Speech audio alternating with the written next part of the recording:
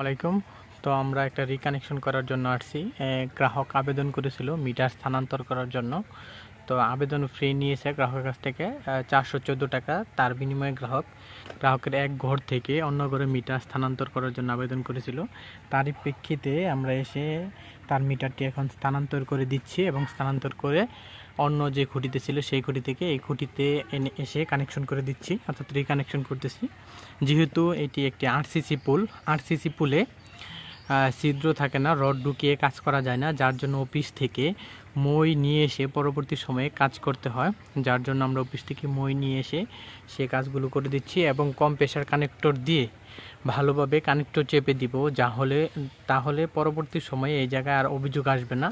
যেহেতু এটি একটা আরসিসি পুল, এই খুঁটিতে এমনিই কাজ করা কষ্টসাধ্য হয়ে থাকে, মই ছাড়া কাজ করাও যায় না। যার জন্য যেহেতু মই নিয়ে আসছি, একেবারে প্রপার কাজ করে দিব। যেহেতু শীতকালে অভিযোগের পরিমাণটা একটু কম থাকে, সেই ক্ষেত্রে আমরা মেনটেনেন্স করতে পারি প্রপার। এভাবে যদি আমরা প্রতিনিয়ত মেনটেনেন্স করতে পারি তাহলে অভিযোগের পরিমাণ অনেকটাই কমে যাবে, তাহলে গ্রাহক সেবার মান বৃদ্ধি পাবে। আর এই খুবই দুঃখজনক, কানেক্টরটা চাপার সময় পেরে গেল।